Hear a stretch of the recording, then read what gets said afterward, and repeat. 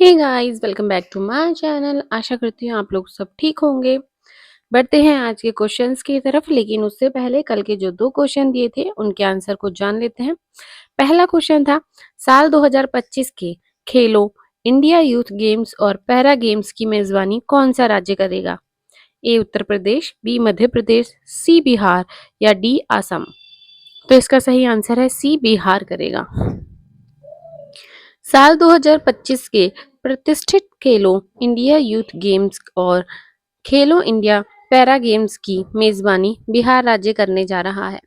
इस पहल से बिहार में खेलों को बढ़ावा मिलेगा। बता दें कि अभी हाल ही में राजगीर में महिला एशियाई चैंपियंस ट्रॉफी का सफल आयोजन किया गया। हाल ही में इसरो ने गगनयान मिशन के लिए किस देश की स्पेस एजेंसी के साथ समझौता किया है?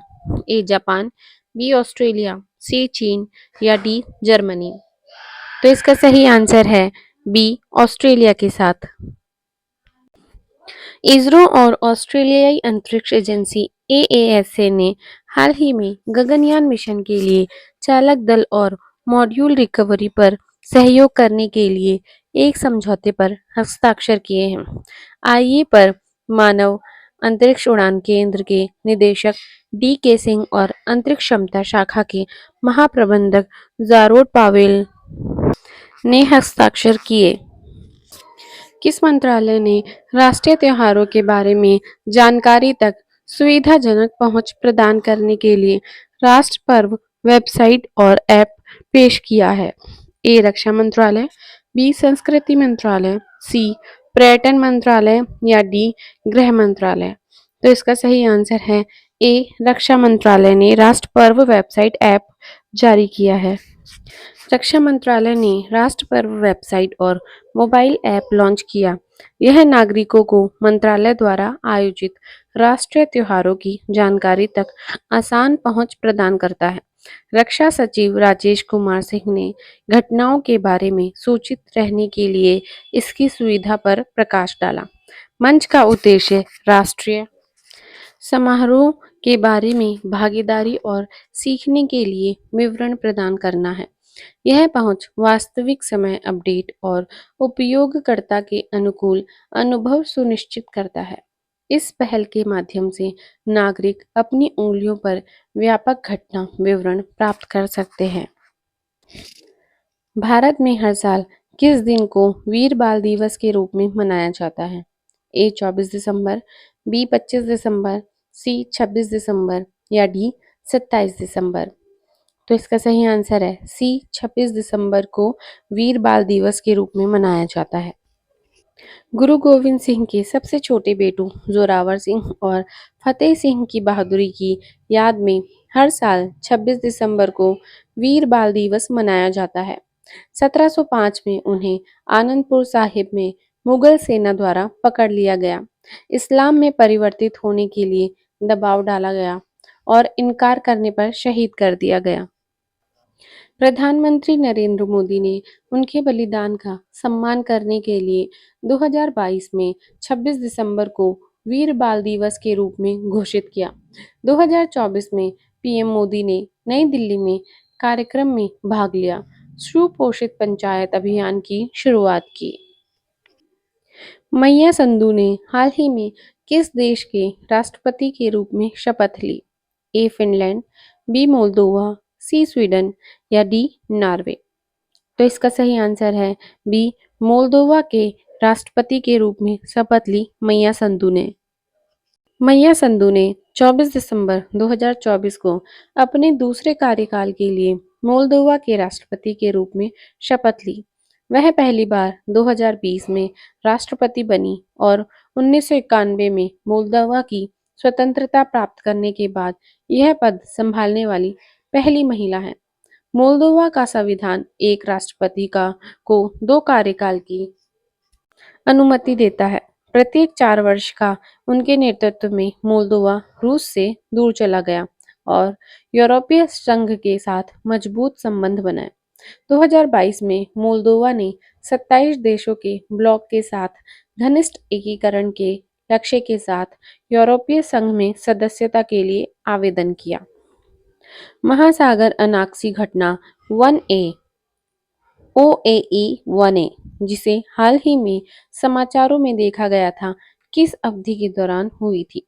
ए जुरासिक, बी ट्राइसिक, सी पर्मियन या डी क्रेटेशियस? तो इसका सही आंसर है डी क्रेटेशियस के दौरान हुई थी। साइंस एडवांसेज में एक हालिया अध्ययन ने जापान के माउंट आशीष बेटेशु से चट्टानों और जीवाश्मों का विश्लेषण करके महासागर anoxic event 1A OAE 1A के समय और अवधि को परिष्कृत किया।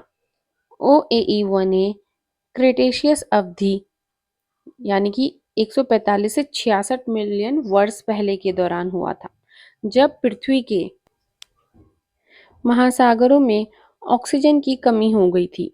यह बड़े पैमाने पर ज्वालामुखी विस्फोटों से CO2 निकलने के कारण शुरू हुआ, जिससे ग्लोबल वार्मिंग और महासागरों में ऑक्सीजन की कमी हो गई। इसके कारण अनॉक्सी समुद्री घाटियां, समुद्री प्रजातियां, विशेष रूप से पलवक, विलुप्त हो गई और कार्बनिक कार्बन से भरपूर काली शेल्स का निर्माण हुआ। विकसित पंचायत कर्मयोगी पहल किस अभियान का हिस्सा है? ए डिजिटल इंडिया, बी प्रशासन गांव की ओर, सी भारत निर्माण या डी आजादी का अमृत महोत्सव? तो इसका सही आंसर है बी प्रशासन गांव की ओर। केंद्रीय कार्मिक लोक शिकायत और पेंशन मंत्री द्वारा सुशासन दिवस पर विकसित पंचायत कर्मयोगी पहल शुरू की गई थी। इसका उद्देश्य नवीन उपकरणों और क्षमता निर्माण ढांचे के माध्यम से पंचायती राज संस्थानों को मजबूत करना है। ओडिशा, आसाम, गुजरात और आंध्र प्रदेश में संचालित यह शासन और सेवा वितरण को बढ़ाने के लिए e learning platform, AI chatbot और मोबाइल ऐप का उपयोग करता है। यह कार्यक्रम जमीनी स्तर पर विकेंद्रीकृत शासन और भागीदारीपूर्ण निर्णय लेने को बढ़ावा देता है। प्रशासन गांव की ओर अभियान का हिस्सा यह PRI अधिकारियों को प्रभावी प्रशासन और सतत ग्रामीण विकास के लिए तैयार करता है। हॉकी इंडिया लीग 2024 से 25 का आयोजन कहाँ किया जाएगा?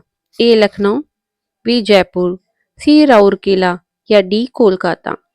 तो इसका सही आंसर है सी राउरकेला में हॉकी इंडिया लीग 2024-25 का आयोजन किया जाएगा। हॉकी इंडिया लीग 2024 से 25 28 दिसंबर 2024 को राउरकेला के बिरसा मुंडा हॉकी स्टेडियम में शुरू होने वाली है। यह लीग 7 साल के अंतराल के बाद टूर्नामेंट की वापसी का प्रतीक है और इसमें पहली बार पुरुषों और महिलाओं दोनों की प्रतियोगिता शामिल होगी।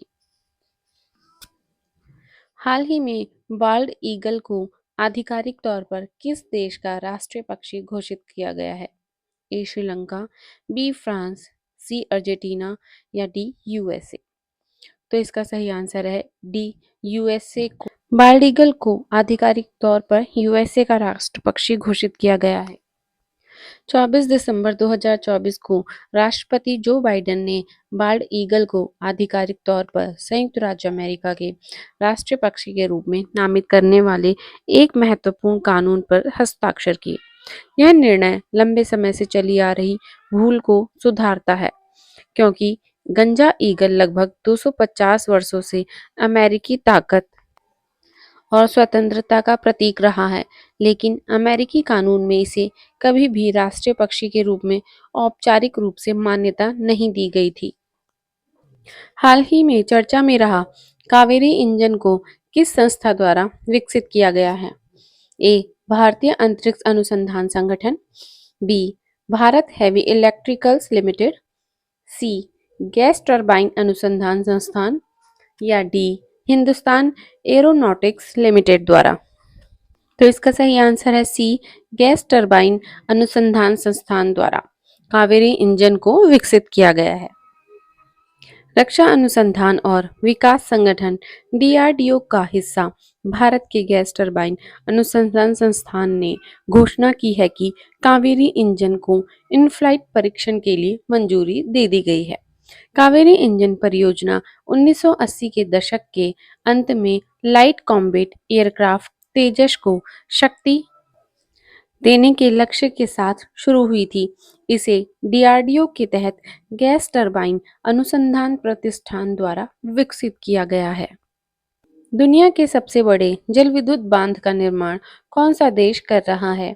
ए भारत, बी चीन, सी यूएसए या डी जर्मनी। तो इसका सही आंसर है चीन कर रहा है सबसे बड़े जल विद्युत बांध का निर्माण। चीन ने आधिकारिक तौर पर यारलुंग त्सगपो नदी के निचले हिस्से पर दुनिया के सबसे बड़े जल विद्युत बांध के निर्माण को मंजूरी दे दी है। इस महत्वाकांक्षी परियोजना से सालाना लगभग 300 अरब किलोवाट घंटे बिजली पैदा होने की उम्मीद है, जो कि मध्य चीन में वर्तमान सबसे बड़े बांध थ्री गोर्जेस बांध की क्षमता से 3 गुना अधिक है। स्लाइनेक्स द्विपक्षीय नौसेना अभ्यास भारत और किस देश के बीच आयोजित किया जाता है? ए सिंगापुर, बी श्रीलंका, सी दक्षिण अफ्रीका या डी इटली। तो इसका सही आंसर है बी श्रीलंका के बीच किया जाता है।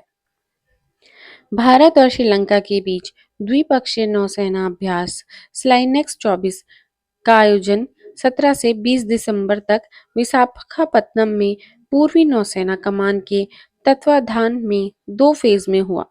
बंदरगाह चरण 17 से 18 दिसंबर तक और समुद्री चरण 19 से 20 दिसंबर तक आयोजित किया गया। दोनों देशों के बीच साल 2005 में इसकी शुरुआत हुई थी। अब बढ़ते हैं आज की 2 क्वेश्चंस की तरफ। तो पहला क्वेश्चन है, भारत का पहला नाइट सफारी पार्क किस शहर में विकसित किया जा रहा है? A Mumbai, B Lucknow, C Jaipur या डी भोपाल। और दूसरा क्वेश्चन है, global alliance against hunger and poverty हाल ही में किस सम्मेलन के दौरान जारी किया गया? A G7, B G20, C BRICS या डी SCO। तो आपको इन दोनों के क्वेश्चन के आंसर मुझे कमेंट बॉक्स में लिखकर भेजने हैं। आप गूगल भी कर सकते हो और आप हो सकता है तो आप सर्च करके मेरे को आंसर भेजो, इससे आपको याद भी रहेगा। तब तक के लिए बाय बाय। फिर मिलते हैं नेक्स्ट वीडियो के साथ।